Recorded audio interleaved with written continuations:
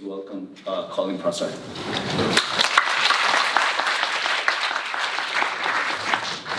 Thank you very much for that introduction, and thank you for letting me come here to speak to you today about goat milk formula for infants. I just wanted to take you through some of the results of our preclinical and clinical studies that we've been doing over the last 20 years. Now, as you know, the goals of infant nutrition are to meet the immediate nutritional needs of infants, but it's also to avoiding the short-term health issues for infants, but also to improve the long-term life outcomes. And so, as we know at the moment, infant nutrition is not just about feeding hungry babies, but it's also making babies healthy through the whole of their life. And one of the best ways of actually doing that, as we heard from the previous speaker and other speakers here today, is breastfeeding. And breastfeeding is the best optimal nutrition for infants and should be promoted, protected and supported as much as possible. But of course, unfortunately, in a real-world situation, not all infants are breastfed. Some are having to use infant formula in the first 6 months and 12 months of life. Under those circumstances, an infant formula must provide the highest quality nutrition for the infant. And it contains all the necessary ingredients for the nutrition of the infant. Those ingredients must not cause any harm to the infant and has to be safe. And so it's very important before an infant formula is actually produced or introduced to a market that a number of safety evaluations have been conducted on the formula to make sure that it fully satisfies by itself the full nutritional needs of infants up to 6 months of age, and with other foods from 6 months of age following the introduction of complementary foods. As you know, most infant formulas, and there are many infant formulas on the market today, are based on cow's milk protein. So why would you consider goat milk as a source of protein for infant nutrition? One of the reasons is the fact that goat milk, compared to cow's milk, contains a large quantities of other ingredients, for instance, oligosaccharides, and also nucleotides. And it's these particular factors which makes goat milk different from cow's milk. These factors, like the oligosaccharides, for instance, are important for providing prebiotic activity, so they stimulate the growth of bacteria in the baby's colon. Nucleotides have been shown to be beneficial when added to cow milk's formula, but obviously because goat milk already has large quantities of these nucleotides, there is no necessity to add these particular ingredients to the goat milk formula. So one of the advantages of goat milk is that it contains a range of bioactive ingredients already present in the milk before you make the formula. The second reason why you may consider goat milk as a source of protein for infant nutrition is the casein profile, particularly around the alpha-S1 casein concentration in the milk. As you can see, breast milk has very low concentrations of alpha-S1 casein, and goat milk also has lower concentrations of alpha-S1 casein compared to cow's milk. One of the points about this alpha-S1 casein, when the milk is actually ingested, it goes through a digestion process within the infant's gut and forms a hard curd. And as you can see, the curd which is formed from the caseins from cow's milk is quite solid, whereas the curd that is formed from the caseins from goat milk is very different. It's actually more liquid, more like liquid yogurt, for instance. And it just so happens that the curd from human milk behaves very similar to the curd from goat milk. What this means is that the caseins present in the goat milk or the cow's milk are digested differently in the infant's stomach. So this particular slide here shows you some results that we did some in vitro digestion of both cow's milk and goat's milk under infant conditions of digestion where you have a higher pH and also young children where you have either a higher pH at beginning of digestion or a low pH at the end, towards the end of digestion. In each situation, there was a much greater digestion of the caseins from the goat milk versus the cow's milk in the infant's stomach. So one of the consequences of this, which we will talk about in the next half of the study of this presentation, is that this higher digestion of the casein causes less complications, less problem outcomes for the infant. Now, one of the other key differences between the goat milk and the cow milk formula is the way you can actually manufacture the formulas. Because the composition of goat milk is very different from the composition of cow's milk, you actually can make the formula very differently. And this slide here shows you the process by which you make formula from cow's milk. It starts with cow's milk. You remove the fat from the milk, producing skim milk. Then you also take some of that milk, produce cheese, of which a byproduct of the cheese manufacturing process is whey. That whey is then heated, turned into whey protein powder, mixed in with the skim milk from the cow milk, and then forming the infant formula. Along the way, some components like lactose, vitamins and minerals and vegetable oils are added to make up the nutritional profile of the formula.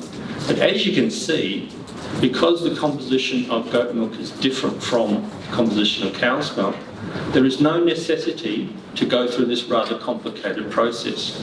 It is a much simpler process where you retain the whole milk, retain the milk fat within the goat milk. You still have to add lactose and vitamins and minerals, so vitamins like vitamin B12, folic acid, and also minerals like iron and calcium are added in this particular stage, and vegetable oils to provide some of the long-chain polyunsaturated fatty acids are added at this point and then heated to make infant formula. Now, the reasons for the heating in these two processes is to destroy any potential bacteria to enable the formula to be suitable and safe for the infant. But as you can see, because of the process that we employ for the whole goat milk, the heating process is much reduced compared to the heating process that have to be undertaken through the cow's milk formula. Now, this is important for one particular reason, which I'll show you now. During the process of heating of proteins and carbohydrates, and remember there is a high concentration of lactose in the formula, heating those processes causes the formation of advanced glycation end products, of which carboxymethylysine is one of those advanced glycation end products. These advanced glycation end products, when they're ingested, actually bind to age receptors in the consumer, causing the release of cytokines. Those cytokines then in turn induce inflammatory pathways with potentially long-term detrimental outcomes. So the formation of these advanced glycation end products is not a good thing. It is necessary to reduce the formation of these as much as possible. Because of the difference in the heat process, then you can actually get formation of this, reduce the formation of the carboxymethylysine. So in this particular slide here, I show you the formation of carboxymethylysine in the goat milk formula versus the cow's milk formula, which has added whey, and also a partially hydrolyzed cow's milk formula, which is made from 100% whey. So as you can see, the goat formula has a very low concentrations of the carboxymethylysine. So reducing the detrimental effect of the heat process on the formation of this particular molecule compared to the whey-based cow formulas. Now I want to actually turn your attention to our clinical studies. And we've actually done several clinical studies since 2001. So we've actually done 2 randomised double-blinded control studies we've done a prospective cohort study, and we've done some other studies as well during that period of time. Each of these studies compared the effectiveness of the goat formula, which I described before, which is based on whole goat's milk, versus a whey-based cow's milk infant formula. And in some studies, we've also included a breastfed reference group. And as you've seen here, I've highlighted two studies, one which was done here in Korea and one which was done in Australia. And I want to just focus on some of the outcomes which are associated with these particular studies. So for the study which was conducted here in Korea, this was a prospective cohort study with infants enrolled from birth and followed up to 12 months of age. There was a large number of babies which were exclusively breastfed for up to 4 months of age in this study, and then a smaller number of babies which were fed either the goat milk formula and breastfed, so it was complementary feeding, and also babies which was fed exclusively goat milk formula up to 4 months of age. We also included some infants which were fed the cow's milk formula either with breast milk or exclusively cow milk formula. At 1 month of age, we looked at stool formation and characteristics. At 4, 8 and 12 months, we looked at the infant's growth. And as you can see in this particular slide here, it's looking at the weight gain of the male infants and female infants at 4, 8 and 12 months. There was no difference in the weight of those babies either from the breastfed or the mixed breast and goat milk formula and the goat milk formula alone, indicating that nutritional adequacy of the goat milk formula provided the same growth rates as what you saw for breastfed infants. Importantly, however, there was a difference in the stool pattern of those infants at 1 month. So if you look here at the percentage of infants that had runny, pasty or well-formed stools, what we found is that the infants which were fed the goat formula generally had more runny stools and less well-formed stools, similar to what you saw in the breastfed cohort, compared to the infants in the cohort which were fed the cow's milk formula. They tended to have less runny stools and more well-formed stools. So we believe what was happening here was some of the natural oligosaccharides which are present in the goat milk formula were coming through and stimulating the softness of the stools compared to the cow's milk formula. Now just looking at the study which was conducted in Australia, this is a randomised double-blinded comparison of goat and cow's milk formula. The goat milk again was the whole goat milk which I described before, and the cow's milk formula was a whey-adjusted cow's milk formula. The infants were enrolled into the study within 2 weeks of birth, and there was approximately 100 infants in the randomised to the goat formula group and 100 infants randomised to the cow's milk formula group. We also had a reference group of 100 infants which were exclusively breastfed up to 4 months of age. And the period of exclusive formula feeding was 4 months of age, but we followed the infants again out to 12 months of age. At various points during that 4 months, we also looked at a range of different outcomes, predominantly growth outcomes, and also at 6 months and 12 months of age. In terms of infant growth, again, this showed quite conclusively that the babies which were fed the cow's milk formula was similar to the babies fed the goat milk formula and very similar to the breastfed cohort. There was no difference in the weight gains of either the girls or the boys, or the length of the girls or the boys. And I must also say that the fat mass, we looked at body composition of these infants, and the body composition of the infants was no different from the breastfed cohorts as well. No indication of increased fat-free mass, for instance. Some of the other outcomes which we looked at were secondary outcomes relating to gastrointestinal issues. And as you know, many babies suffer from gastrointestinal issues in the first 4 months of age.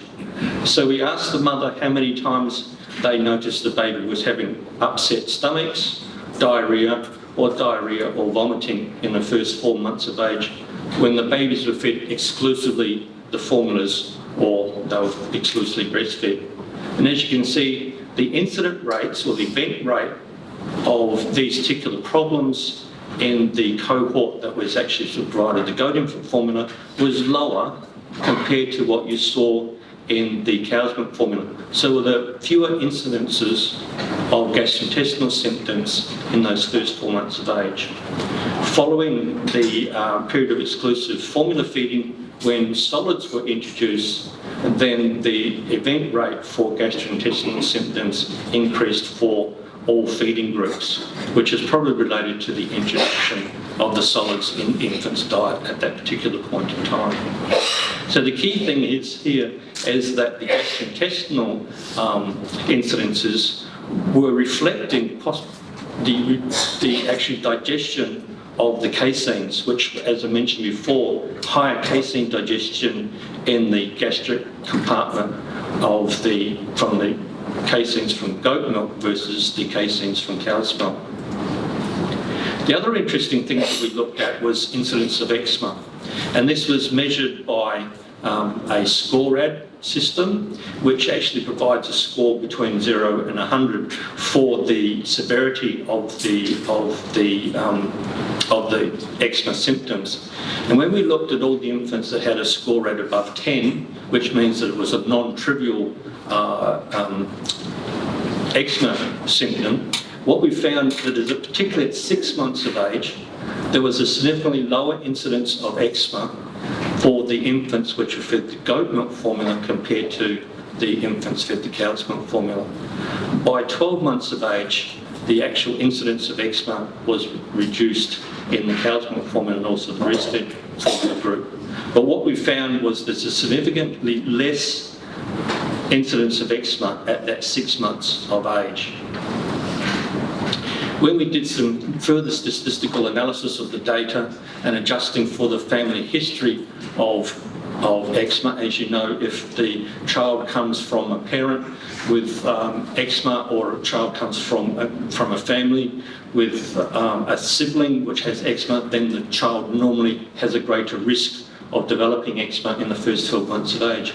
After adjusting for that familial history of eczema, what we found was there was an almost twofold increase in the odds ratio for the cow's milk formula versus the goat milk formula in developing eczema in the first 12 months of age. So just to conclude and summarise the presentation today, there's a range of different factors which are present in a whole goat milk, which supplies the goat milk formula with some characteristics which are beneficial for the infant nutrition of infants. There's a high digestibility of the proteins. The goat milk formula, which I haven't shown you, actually provides a good range and profile of amino acids important for nutrition of infants. Because we add vitamins and minerals like folic acid and iron and vitamin B12, etc., there is sufficient vitamins and minerals in the goat milk formula. There is sufficient fatty acids added during the processing, and importantly, the difference between the goat milk formula and the cow's milk formula relates to the difference in the curd formation and the gastrointestinal outcomes, as I mentioned before. Because we retain the milk fat within the formula, we also retain milk fat globule membrane components, which have been increasingly suggested lately to be effective in terms of reducing infections in babies. As I mentioned, there's a minimal impact of processing using the whole goat milk as a source of the ingredients for making the formula, and it meets all the nutritional needs as demonstrated by a range of different clinical studies. So finally, just to mention some of the aspects or the applications for the goat milk formula, we know it promotes good nutritional growth, comparable to what you see in breastfed infants and optimal weight gain. We believe it also is beneficial to reduce the incidence of eczema within the first 12 months of age. And we know from other outcomes which we've measured that the irritability or symptoms of irritability or crying is reduced in the babies which were fed the goat milk formula. And we've also got some evidence of less gastrointestinal symptoms associated with the formula. So it's probable that it helps to reduce all of these particular symptoms. And lastly, of course, we believe it's a first choice formula if breastfeeding is not possible or not warranted, to avoid the problems associated with formula feeding. So lastly, just to acknowledge a range of different organisations which have helped with this research over the years, including Samsung Medical Centre here in Korea, and also various universities in New Zealand, and also Australia and also Germany. So thank you very much. Thank you for excellent presentation, 콜린프로서.